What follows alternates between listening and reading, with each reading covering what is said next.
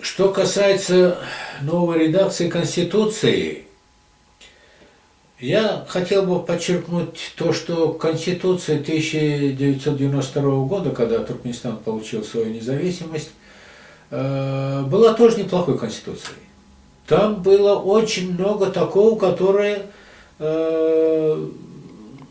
хотела бы в своей Конституции, наверное, хотели бы увидеть люди, проживающие в демократической стране.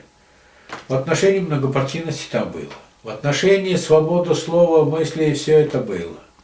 В отношении неущемления национальных меньшинств было. В отношении религии было, свобода религии.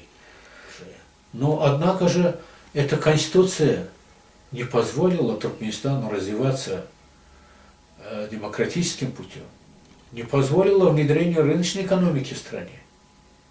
А кусочками в течение всего остального периода, почти 15 лет у власти Ниязова после распада Советского Союза, после этой 92 года Конституции, постепенно эта Конституция переделывалась,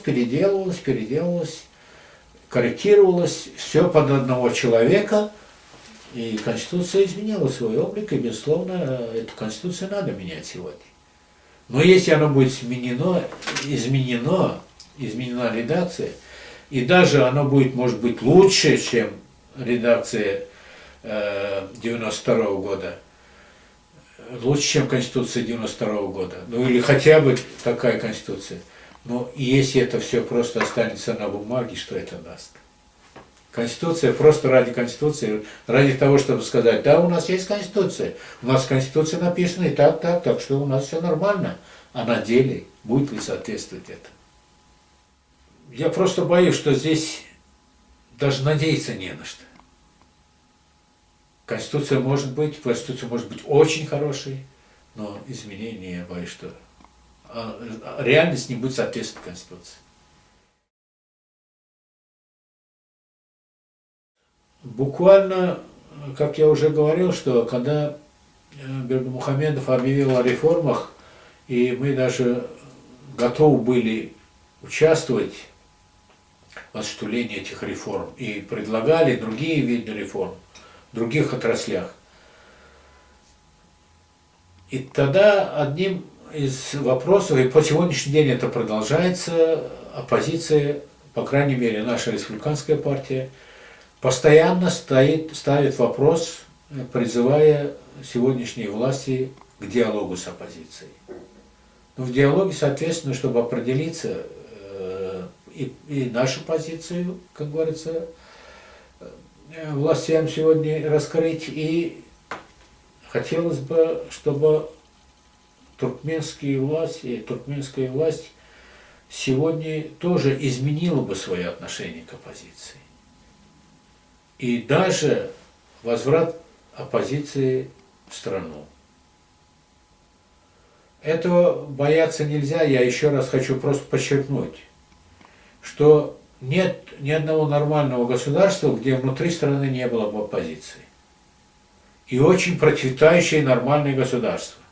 Если это произойдет, то я считаю, это будет первым шагом Бердымухамедова и сегодняшнего туркменского правительства в сторону демократии. А это необходимо. Я уже говорил и повторяю, что если Бердымухамедов на самом деле хочет показать себя реформатором, на самом деле хочет иметь авторитет как среди народа, так и в международном сообществе, оппозиция внутри страны должна быть. Поэтому я и сейчас пользуюсь этим моментом, и международное сообщество призываю, чтобы они оказали содействие оппозиции и призывали власти Туркменистана к диалогу с оппозицией и возврату оппозиции в страну. Мы готовы к сотрудничеству, но сможет ли перебороть свои амбиции, свои то старые, которые Ниязовым вбитый клин, никакой оппозиции внутри страны. Смогут ли это сегодня перебороть, в первую очередь, Бердымухамедов а от него будет зависеть и все остальное. Поживем увидим.